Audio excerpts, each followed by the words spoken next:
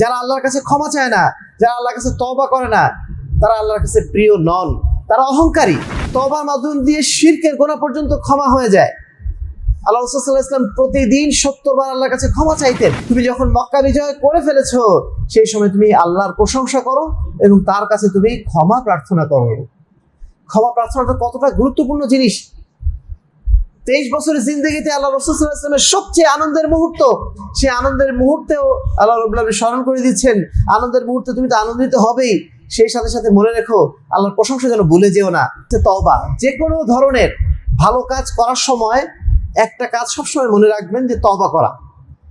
অতীতে যত পাপ হয়ে গেছে, যত অন্যায় হয়ে গেছে, সে অন্যায় থেকে মাফ চেয়ে নেওয়ার জন্য উপযুক্ত মাধ্যম হচ্ছে তওবা করে নেওয়া।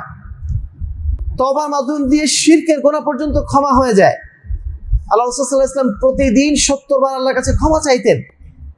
আমরাও যেন প্রতিটা মুহূর্তে আল্লাহর কাছে বারবার ক্ষমা চাই। আমরা যখন সালাত আদায় করি, সালাত আদায়ের সময় বিভিন্ন পর্যায়ে বারবার কিন্তু ইস্তেগফার বা তওবার কথা বলা আছে। আমরা হয়তোবা সেই দোয়াগুলো বুঝে বুঝে পড়ি না, অর্থ জেনে পড়ি না বলে বুঝতে পারি না। আমরা যখন রুকুতে যাচ্ছি তখন একটা দোয়া পড়ি, সেই দোয়াতে আল্লাহর কাছে ক্ষমা চাই, সিজদায় যেয়ে ক্ষমা চাই, 2 সিজদার মাঝখানে ক্ষমা চাই, আবার শেষ বৈঠকে ক্ষমা চাই। সব সময় কিন্তু ক্ষমা চাওয়ার কথা আছে, কিন্তু এগুলো অনেক সময় আমরা ফিল করে বলি না, যেহেতু আমরা অর্থই বুঝি না।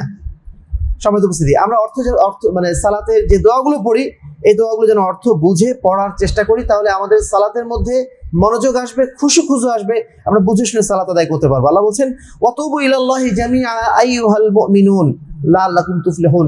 হে ঈমানদারগণ, তোমরা যদি সফলকাম হতে চাও, তাহলে তোমরা সবাই মিলে আল্লাহর কাছে ফিরে যাও, তোমরা আল্লাহর কাছে তওবা করো। আমরা মানুষ, আমরা দুর্বল, যে কোনো সময় আমাদের পাপ হয়ে যাচ্ছে, প্রতিটা মুহূর্তে আমরা পাপ করে ফেলছি, দুনিয়ার ফিতনা আমাদেরকে গ্রাস করে ফেলছে। এজন্য প্রতিটা মুহূর্তে আল্লাহর কাছে আমাদেরকে তওবা করার এই অভ্যাসটা গড়ে তুলতে হবে। আল্লাহ রাব্বুল আলামিন আমাদেরকে প্রতিটা মুহূর্তে তওবা করার কথা বলেছেন। তার একটা বড় নজির হচ্ছে এই, যখন আল্লাহ রাসূল সাল্লাল্লাহু আলাইহি ওয়াসাল্লাম তার 23 বছরের জিন্দেগির সবচেয়ে সাফল্যময় মুহূর্ত, যেটাকে বলা হয় বিদায়, আপনার মক্কা বিজয়ের সময়টা, সেই মক্কা বিজয়ের সময়ে যখন ঘনিয়ে আসলো, তখন আল্লাহ রাব্বুল আলামিন আয়াত নাযিল করলেন সূরা নাসর। মক্কা বিজয় শেষ হয়ে গেল, শেষ হয়ে যাওয়ার পরে আল্লাহ বলছেন, ইদা জা নাসরুল্লাহ, যখন আল্লাহর সাহায্য চলে আসবে, ওয়াল ফাত, বিজয় যখন চলে আসবে, ওয়া রাআইতান নাসা ইয়াদখুলুনা ফি দীনিল্লাহি আফওয়াজা, তুমি দেখবে যে মানুষ দলে দলে ইসলামের মধ্যে ঢুকে যাচ্ছে।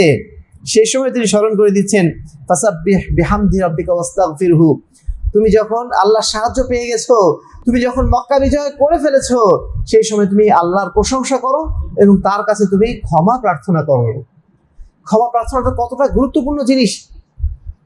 23 বছরের জিন্দেগিতে আল্লাহ রাসূল সাল্লাল্লাহু আলাইহি ওয়াসাল্লামের সবচেয়ে আনন্দের মুহূর্ত, সেই আনন্দের মুহূর্তেও আল্লাহ রাব্বুল আলামিন স্মরণ করে দিচ্ছেন, আনন্দের মুহূর্তে তুমি তো আনন্দিত হবেই, সেই সাথে সাথে মনে রেখো আল্লাহর প্রশংসা যেন ভুলে যেও না। তুমি যেন আল্লাহর কাছে তওবা ইস্তেগফার ভুলে যেও না। আল্লাহর কাছে সবসময় তোমার অন্তরটাকে নত রাখো। যারা আল্লাহর কাছে ক্ষমা চায় না, যারা আল্লাহর কাছে তওবা করে না, তারা আল্লাহর কাছে প্রিয় নন, তারা অহংকারী। অহংকারের কারণে তারা আল্লাহর কাছে ফিরতে চায় না। অনেকে বলেন যে আমি তো কোনো পাপ কাজ করি নাই, আমার কি ক্ষমা চাইবো আল্লাহর কাছে। আপনি পাপ করেন নাই বটে, কিন্তু আল্লাহ রাব্বুল আলামিনের দেওয়া হক, আল্লাহর প্রাপ্য হক আপনি কতটুকু আদায় করতে পেরেছেন। আল্লাহ রাব্বুল আলামিনের যত নিয়ামত এই দুনিয়াতে আছে, আমাদের উপরে আছে, সেই নিয়ামতগুলো যদি শুকরিয়া আদায় আমরা সারাটা জীবন ধরে করি, সেই নিয়ামতের শুকরিয়া আদায়কে আমরা শেষ করতে পারবো? তাহলে কেন আমাদের এত অহংকার?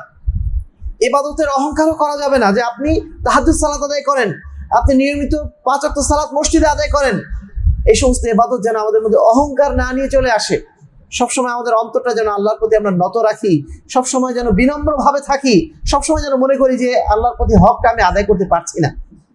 এই ভাবটা অবশ্যই আমাদের বজায় রাখতে হবে, এবং বিশেষ করে এই গুরুত্বপূর্ণ সময়ে আমরা যেন সবসময় আল্লাহর কাছে তওবা করি।